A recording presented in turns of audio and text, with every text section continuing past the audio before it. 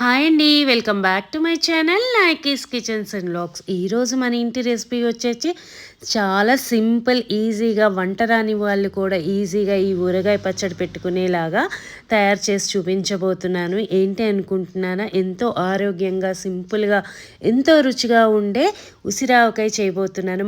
So ఇంత సింపుల్గా ఈజీగా ఎలా తయారు చేసుకుందాము అనేది ఇంకా ఆలస్యం చేయకుండా వీడియోలోకి వెళ్ళి చూసేద్దామా, రండి.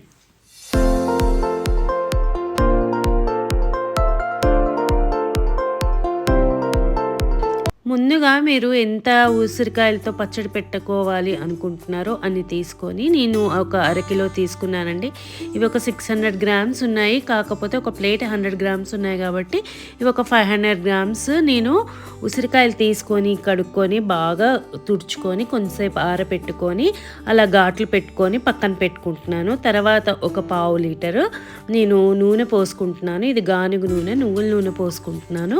పోసుకొని ఈ నూనె వేడయ్యాక అవి ఉసిరికాయలన్నీ వేసి మనము కొద్దిగా అవి మగ్గేంత వరకు వేయించుకొని పక్కన పెట్టుకోవాలన్నమాట. అలా వేగుతున్న సమయాన నేను ఆవపిండి 133 గ్రామ్స్ తీసుకున్నాను. తర్వాత కారం కూడా ఒక 133 గ్రామ్స్ తీసుకొని ఒక బౌల్లో కారము, అలాగే ఆవపిండి, అలాగే ఉప్పు కూడా తీసుకున్నాను. సేమ్ క్వాంటిటీ తీసుకొని కొద్దిగా పసుపు, ఒక స్పూన్ ఏమో మెంతి పొడి వేసుకొని ఈ పిండ్లన్నీ చక్కగా కలుపుకొని పక్కన పెట్టుకుంటున్నాను. స్పూన్తో చక్కగా కలుపుకోండి, ఎక్కడ తడి ఉండకుండా చూసుకోండి.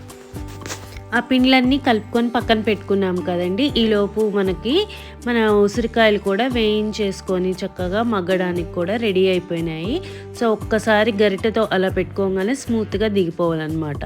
దిగిన తర్వాత స్టవ్ ఆఫ్ చేసేసుకొని కొంచెం చల్లారాక ఈ వేయించి పెట్టుకున్న ఉసిరికాయలన్నీ మనము ఈ స్పైస్ పౌడర్స్లో వేసేసుకొని కొద్దిగా మనము ఆ ముక్కకి ఉప్పు కారం అవన్నీ పట్టేలాగా ఒకసారి గరిటెతో కలుపుకోండి నెమ్మదిగా. ఆ కలుపుకున్న తర్వాత మనము కాచిన నూనె ఉంది కదండి, అది కూడా ఇందులో వేసేసుకోండి. అంటే మనం వేయించుకున్నాం కదా బాణల్లో నూనెతో, ఆ నూనె కూడా ఇందులో వేసేసుకొని చక్కగా కలిపేసుకోండి. ఎక్కడ ముక్క విరగకుండా స్మూత్గా కలుపుకొని పక్కన పెట్టేసుకోండి. చూడండి ఎంత చక్కగా వచ్చిందో. తర్వాత ఒక నిమ్మకాయ తీసుకొని దానికి సరిపడా, అంటే పులుపు సమానంగా ఉండాలి కదండి, ఒక నిమ్మ చెక్క కూడా పిండేసేసేయండి. అలా గింజలన్నీ తీసేసి పిండేసి అలా మొత్తం ఒకసారి నిమ్మకాయ ఇదంతా కలుపుకొని మూత పెట్టి పక్కన పెట్టుకొని మూడో రోజు ఒకసారి చూడండి ఎంత చక్కగా ఊరిపోయి నూనె కూడా బాగా తేలింది. అంటే మనకి ఇలా నూనె అనేది కొద్దిగా తేలితేనే మనకి పచ్చడి అనేది నిల్వ ఉంటుంది, అలాగా పాడవదు. కొద్దిగా ఉప్పును నూనె అనేది కరెక్ట్గా పడితేనే పచ్చడి చక్కగా ఉంటుంది.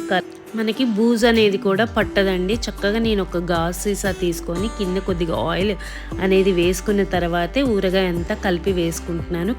కింద సీసాలో నూనె ఉండాలి, పైన ఉండాలి, అప్పుడే పచ్చడి అనేది పర్ఫెక్ట్గా ఉంటుంది. సో మీకు ఎలా అనిపించింది ఉసిరావకాయ? చూసారు కదా, రంగు రుచి చిక్కదనంలాగా పర్ఫెక్ట్గా వచ్చింది, చాలా బాగుంది కలర్ కూడా. సో నేను చూపించిన విధంగా మీరు కూడా తప్పకుండా తయారు చేసి మీ వాళ్ళకి రుచి చూపిస్తారనుకుంటున్నాను. నచ్చితే కనుక లైక్ చేసి షేర్ చేసి కొత్త వాళ్ళు సబ్స్క్రైబ్ చేసి